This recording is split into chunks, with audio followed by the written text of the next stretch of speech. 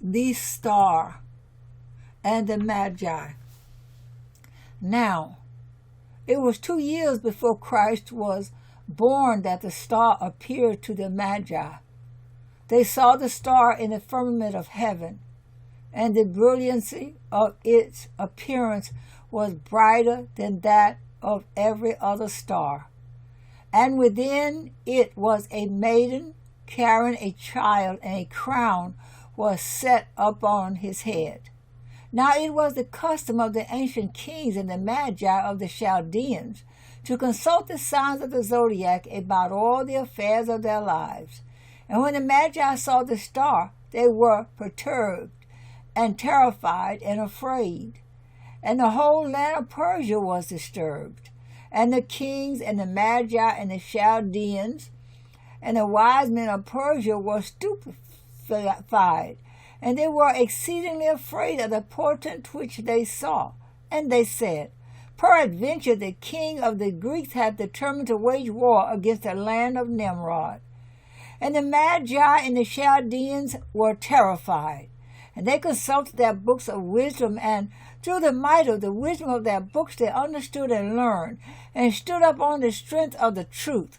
Now, in truth, the Magi of the Chaldeans discovered that by means of the motions of the stars, to which they gave the name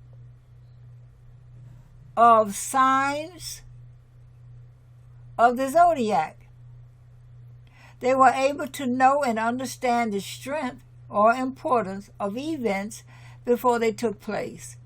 And the same knowledge is also given to those who go down into the sea.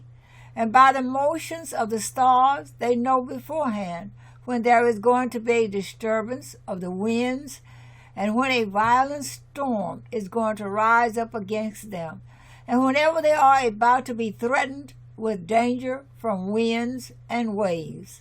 Thus also was it with the Magi, when they saw and read in the revelation of Nimrod, they discovered therein that a king was born in Judah, and the whole path of the dispensation of Christ was revealed to them.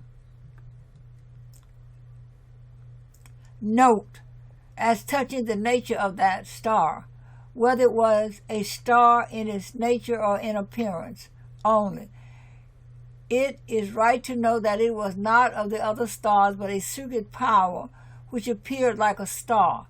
For all the other stars that are in the firmament and the sun and moon perform their course from east to west. This one, however, made its course from north to south. For Palestine lies thus over against Persia. This star was not seen by them at night only, but also during the day and at noon, and it was seen at the time when the sun is particularly strong, because it was not one of the stars. Now the moon is stronger in its light than all the stars, but it is immediately quenched and its light dissipated by one small ray of the sun.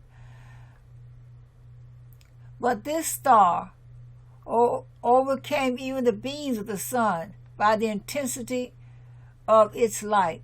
Sometimes it appeared and sometimes it was hidden entirely. It guided the Magi as far as Palestine. This was not an ordinary movement of the stars, but a rational power. Moreover, it had no fixed path. It did not remain always in the height of heaven, but sometimes it came down and sometimes it mounted up. This is in the book of the Bee, chapter 38.